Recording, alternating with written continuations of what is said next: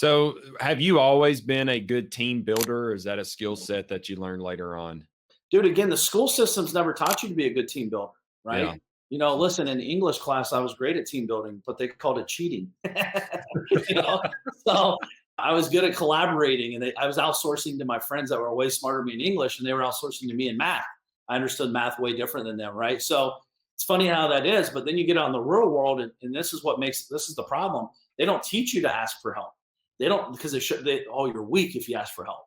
Right. Oh, I got to do this on my own. I got to grind it out. Well, if you just raised your hand and said, yo, Chris, I need help, guys like you and I, man, we want to help people that want to help themselves. It's the best thing Hmm. in the world. We don't Hmm. want assholes. People just ask because they can Right. ask. But Right. like if you're a doer, like it's like music to our ears. So yeah, I was not good at team building. You gotta understand, I was a broke mentality driver. I wasn't a leader. I was a boss.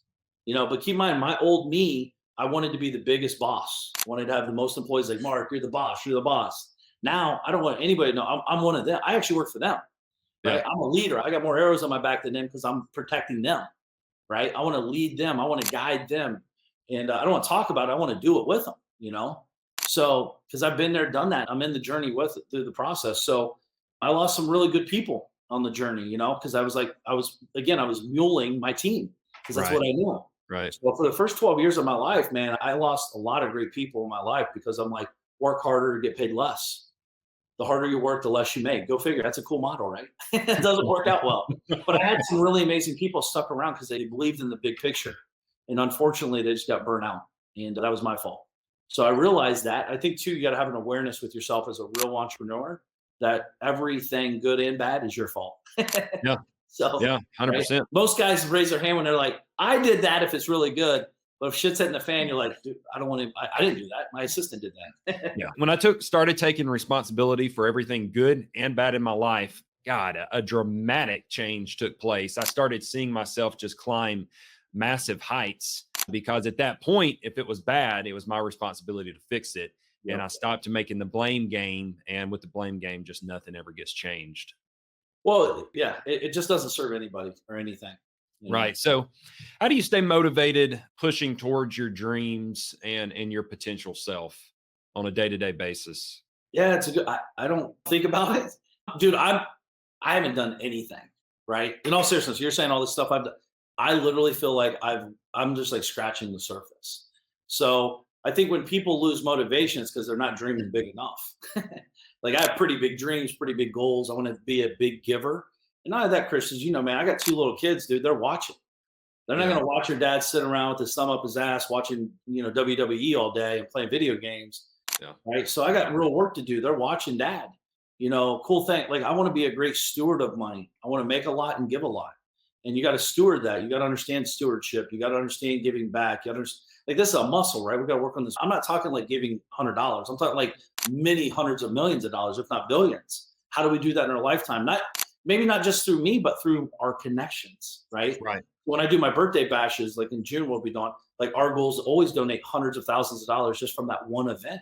And everyone participates. So it's like I have the vision, we bring the drive and the cool stuff, and we all give more money. It's kind of cool. We all win.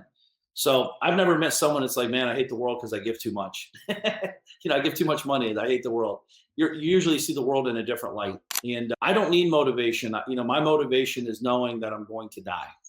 True this. I'm very motivated by death, Chris.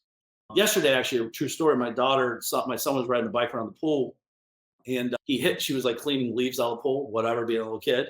And he hit the pool and she fell in. She's only 3.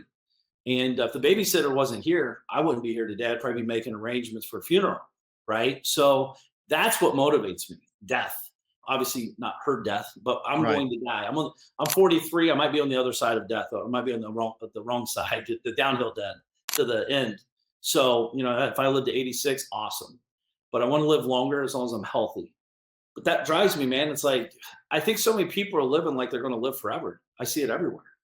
It's like they're just hanging out, just waiting to die. And I'm like, we're going to die. That time will come. How do we make the most of it while we're here?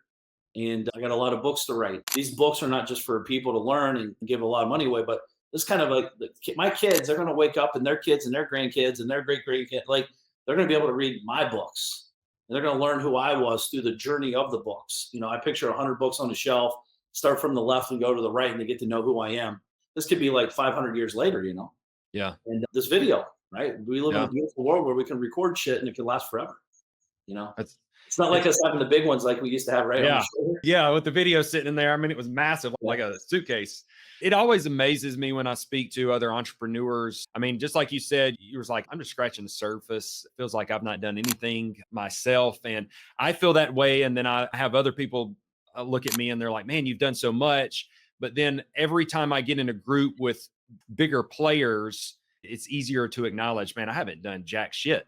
Yeah. And I think that is really, like you said, there's not anything that you technically do for motivation. It's just you're motivated because you really never get that satisfied feeling of, I've arrived.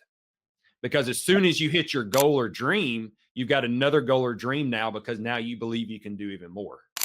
Yeah, listen, if you don't, you're in trouble.